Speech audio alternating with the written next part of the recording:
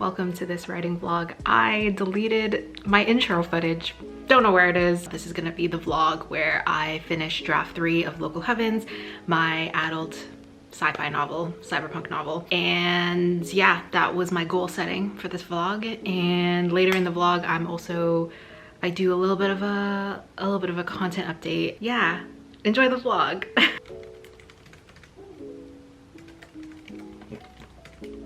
Plans for the rest of the night. I almost done. We're finishing, I guess, the developmental edit on the last chapter of Act 1. Changes to Act 1 is probably going to be the bulk of what I'm doing for this draft, and I think I can finish it up today, or I hope I can. I've moved up a few plot threads into Act 1 that were originally not introduced until Act 2. So because I have quickened the pace of the book, I think the primary focus of revisions for Act 2 is just continuity. I'm being very, very ruthless in this round, and I am cutting extraneous details. So I'm hoping that will make sure that this word count doesn't get out of hand. And aside from quickening the pacing, it also has involved sort of taking this slow burn romance and burning it faster. I do think, you know, if you've been following the Local Heavens vlogs, you'll know that the romance in this book is one thing where I feel like I'm constantly revisiting it, because I didn't view the romance as a subplot. I viewed it as like this thing that is kind of implied but never explored. In draft 2, it went from being non-existent thing to being like a proper slow burn romance. I actually think the one thing that has made this romance hard isn't just the fact that it's a romance, but I think it's more that balance it with all of these other complicated relationships in the book. Main character himself, I guess, has like more than one love interest technically, and both of those relationships are kind of running parallel to each other for, I want to say, maybe half the book. And also this main character is very like, I don't think that he knows how to work through his emotions. I'm the one writing him, so if he isn't someone who works through his emotions well, like I am not working through his emotions for him. I've been in this man's head too long. Every other time I feel like I've written a male main character, usually it's like a dual POV book, so it's like 50% male main character, 50% a female main character. But in this book, it's just 100,000 words of this man. Good news and bad news. The bad news is that it's 3 a.m. and I have work tomorrow. I got very carried away, but I spent an extremely long time editing some chapters in Act 1. I think I spent over an hour writing one paragraph. Anyways, I figured it out. Now I'm gonna sleep and I have to wake up in like 6 hours, but it's fine. This is just my life right now.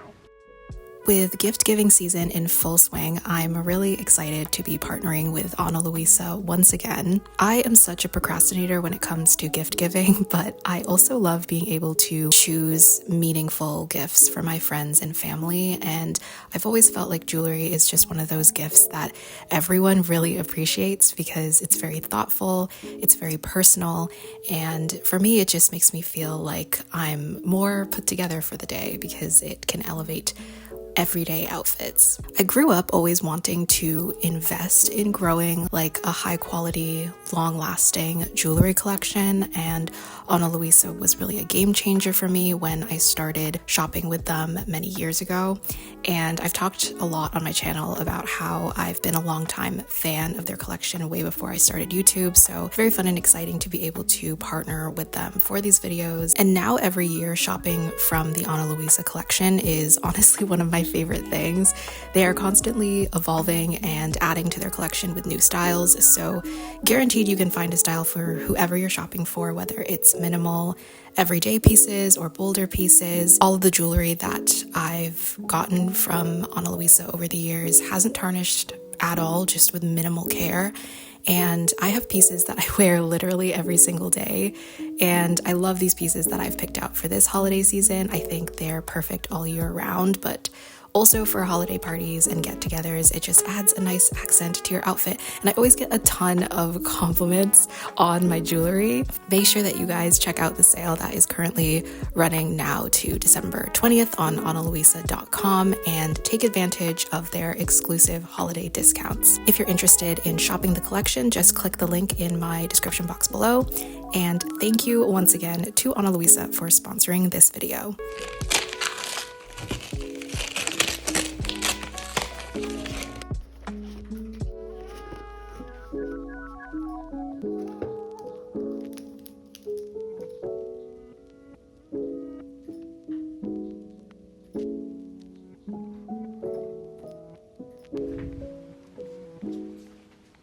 Today is Sunday, so I have 2 major scenes that I need to edit in Act 1. I don't know if I can get through all of it. I'm so tired. I was so tired. I haven't been sleeping well during the week either. So I just woke up today and then I was rereading. I wrote yesterday. It wasn't too bad. I wrote a lot of it very quickly. But yeah, I just want to get to Act 2. I feel like as far as Act 2 goes, there's probably only one major chapter that I have to fix. There's one scene in that chapter that's probably gonna need some major edits, and then all the other chapters, it's just gonna be like consistency things. I think the next biggest edit I'm gonna have to make is in Act 3. I haven't figured out how I'm gonna write it yet.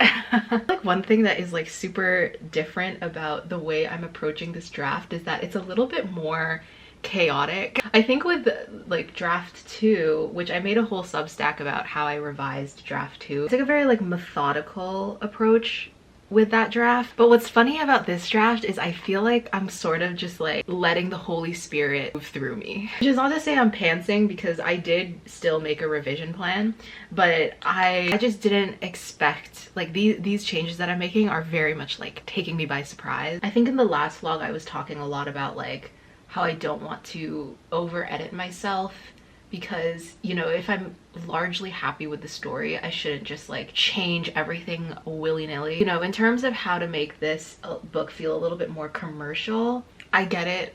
You gotta do what you gotta do. I was thinking the other day about my old query rejections. I have a feeling, and I kind of knew this while I was querying as well, but I have a feeling that part of why they had rejected that draft is because the execution of the story was a little bit more slow-paced in that first draft. The reason I think this is because there was one personalized rejection that I hinted to me that they liked the premise and the concept of the story, but they maybe just like didn't like the execution of it, which was something that I always knew when I went into the query trenches with that draft. Like, it was a huge risk for me to query that draft. It was much more of like a quieter story. I think what happened in the second draft is that it evolved to lean a little bit more into the higher stakes part of the plot, and then in this draft I'm just kind of pulling out more of the cyberpunk flair of this world, and I'm like dragging that more up into Act 1. So the book has very much like evolved, and it was making me think about how important it is to kind of like work with an agent who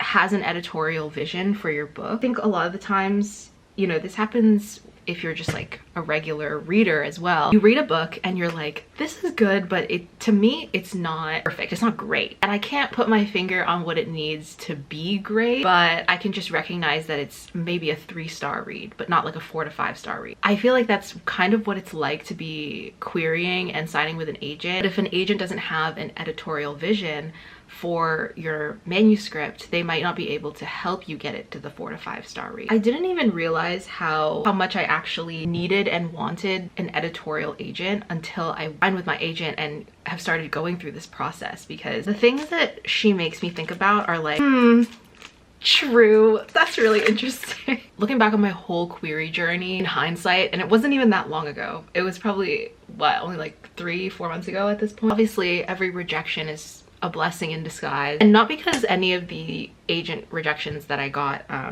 were like rude, but more like I'm realizing how important it is to, you know, depending on what kind of writer you are obviously, but the stage that I'm at in my career, which is very early stages, it has been very important that sign with an agent who doesn't just like the premise of your book in a surface level way. In hindsight, I do feel very lucky that those agents who had previously rejected this manuscript, again, that first draft, definitely it was interesting. I still like it. Like, don't get me wrong, like I have so much love for that first draft, but I know that the market maybe wouldn't. I think it'll be quite fun when I share the details and the premise of the project, talk about the very unique issues, or not issues, but challenges Local Heavens presented me as a writer. All right, gonna do some quick errands and then we're gonna write for the rest of the day.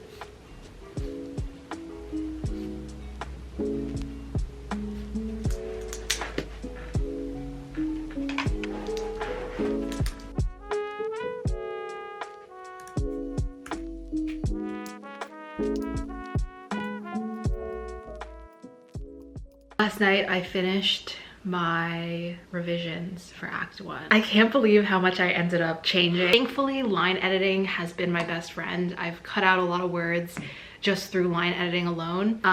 So I'm feeling overall pretty good. I sent the first act to my brother. In a few days, I'll get comments on that. And in the meantime, I'm gonna start working on Act 2, which I think Act 2 still remains my favorite act of the book. Like, the beginning is good, the ending is good, but the middle is just fun. Face creased through with concern.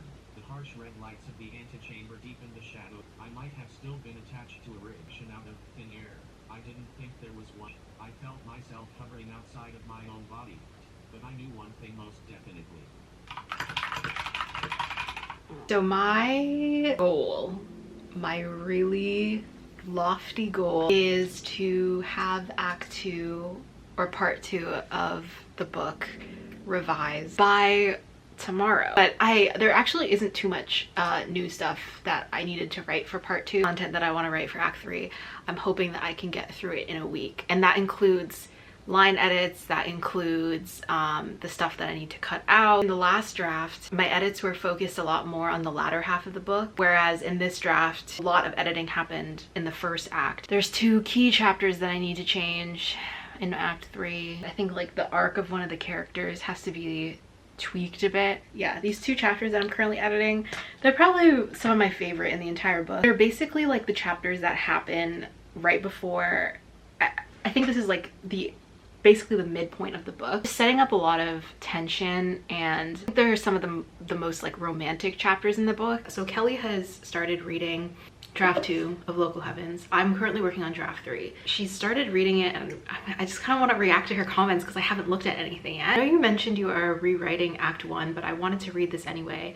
I found myself relating to the main character a lot in this pass. I'm not sure why. I really enjoyed the new scene, a better sense of the technology, additional context on world building. Didn't feel the beginning to be too info dumpy at all. I remember making some comments in draft 1 about pacing. Yeah, so Kelley did make comments about pacing and info dumping and stuff like that. And I remember addressing her feedback in draft 1. I think Lynn had also given me the same feedback, and it was really good feedback, and I felt like because I took out some of the world building, I was like shuffling it around, it actually helped a lot with making those first few chapters feel a little bit faster paced, because I think the first draft that they had read, which was like more of a rough draft, was definitely a lot slower. I was super engaged in the story this whole time. Such an immersive world. I like there was more explanation of certain world building details, but it was subtle enough to give readers a hint. So those were her top of Act 1 notes. And I think she also left me notes for Act 2. Okay, she said, OMG, I did not think this book could get any better, and here I am running to read the next part of the book. I love all the elements on Filipino culture, the Tagalog language, the food, the reveal of, oh, that's a spoiler. I love the second to last scene at the end of chapter 18 so much. For a good portion of this book, the main character is sort of like in 2 different situationships. He said both relationships are so unique and interesting, and it's almost like he's able to mold himself to any of these relationships, even though they are vastly different. I love the underlying element / theme on late stage capitalism. I feel like the tension and the stakes are rising higher and higher. And in terms of pacing, I didn't think there was anything about the pacing I would change, honestly. I feel like each chapter is necessary to add on to the story. So I'm glad that she likes Act 2 pacing, because Act 2 pacing wasn't something that was really on my radar to change at all. A lot of pacing changes were made to Act 1. And for one of the side characters, she says, I really like her too. I think she's a really good person, even though she might also be lying about certain things. I really like the way the romance is currently set up. I like how it's subtle and it's part of the plot, but not necessarily exploited. I'm so glad. Finished draft 3. Very exciting. Very, very exciting. I took PTO yesterday from work specifically so that I could catch up, finish all the major edits for draft 3. I'm glad that I was able to like basically just write for 12 hours straight. I also, slightly off top, I have been thinking about for the last little while about doing less writing vlogs. I know it's something that I mentioned before. I used to do writing vlogs very consistently. I used to do several a month, I think, like in the first year-ish of my channel. I've scaled it back. This end of the year, I ended up doing more because I was writing so much. In the new year, I might reevaluate my vlogging schedule again, just because I'm not sure how helpful, or like I'm not sure how much people actually like these writing vlogs. The approach that I've taken with my writing vlogs over the years is a lot more focused on just like my emotional journey. I also think with Local Heaven, I've spoken a lot on my channel about how it is important, it has felt very important for me to preserve some of the privacy of this project. You know, I do kind of like being able to track drafting a book and then trying to go through like the traditional publishing ringer with it, which is why I felt like it was still useful to vlog these kinds of things. But I did get a comment saying that it's not helpful to kind of talk about my revision plans without going into the specifics of the feedback that I'm getting and what I'm changing. It has always been my plan, once I go on submission, to share a lot more details about the revision process for this book, including my agent's edit letters, my query letter, all that kind of stuff. But my writing diaries series has sort of been the most informal part of my channel. Obviously, if there's like a shift in like what people want to see, I'm just trying to keep track of that. So now the end of the day. Oh, there was one more thing I wanted to say about my writing vlogs, because I don't know how many other people who watch my vlogs feel this way. My sort of goals for this particular series are a lot more about just raw, unfiltered struggle. Like, and I know that that can be frustrating to watch, but also it is so much a part of the writing process. I understand that it can be maybe not satisfying to watch me just try to make sense of feedback and make sense of all the issues that I'm having. And whenever I do want to talk about very specific craft related things related to, you know, certain projects, I usually will sit down and script that video and think very intentionally about what I'm saying. So in terms of like incisive looks at, hey, this is one thing that I'm struggling with, this is like one specific like plot thing that I'm struggling with, this is how I'm internalizing that feedback, this is the solution. You're not really gonna get that over the course of one vlog, because sometimes it takes me weeks to figure out a solution. In my writing vlogs, I try to give as much information as I can.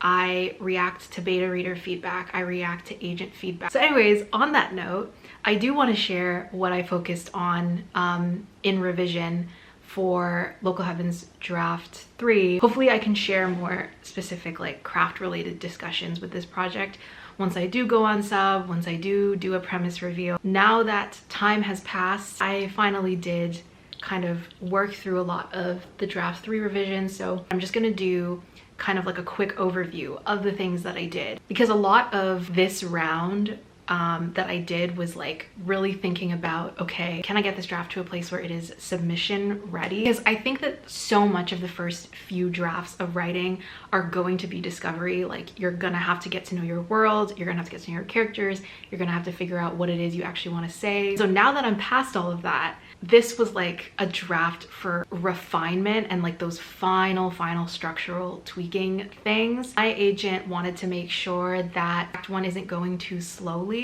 Part of what was slowing down the first part of the draft is that my main character spends a lot of the first act basically just not knowing what's going on. So in Act 1, there weren't a lot of like concrete, like there isn't like an obstacle that is set up in chapter 1 that then tumbles into another obstacle, into another obstacle. It's more like he has a general obstacle in front of him, which is that the circumstances about this new job offer that he's gotten are just kind of up in the air. Like, he doesn't quite know what's going on. He is definitely more on the passive side originally. So my goal with this draft was to make sure that the obstacles that he is faced with from start in chapter 1 and then continue to like chapter 10, which is basically part 1 of the book. So one thing that I wrote to my agent, I basically structured it as like a response to her edit letter.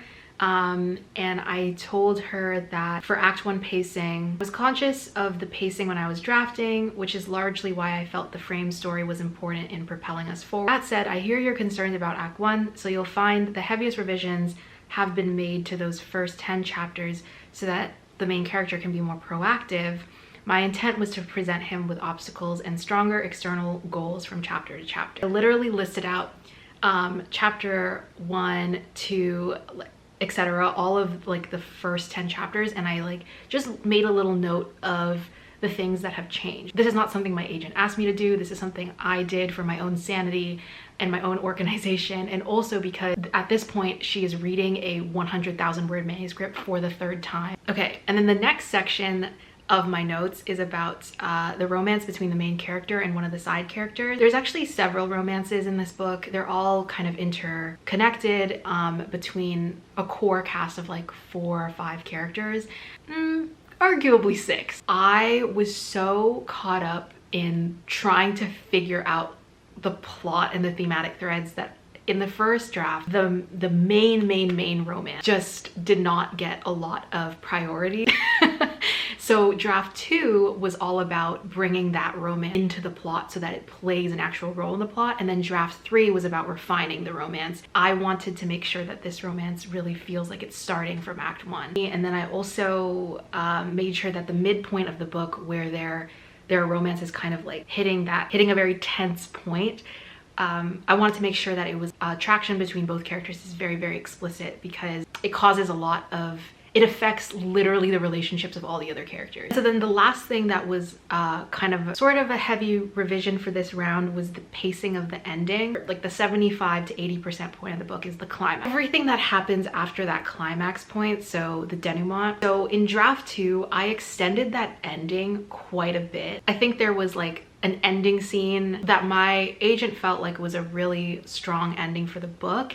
And she was basically like, I don't think that the story needs to extend into the time skip that much longer. Like, if this is the end point of the book, everything after should just be like the bow. Does a reader have to know about the ending, and then what can be sort of left up to fill in the blank? I think I had this inclination in draft 2 to want to tie up a lot of things. There are a lot of scenes or a lot of details, plot details that can be combined into single scenes, and plot details that can be implied through certain character conversations, certain character choices. I think that's what I had to learn with this draft, is I had to trust myself as a writer. I wrote an entire story. Can the ending now speak for itself? End the book, right? I've been able to cut the word count about 5,000 words, and I think I might be able to do more. It hurts to cut out lines that you really like, but I'm doing it.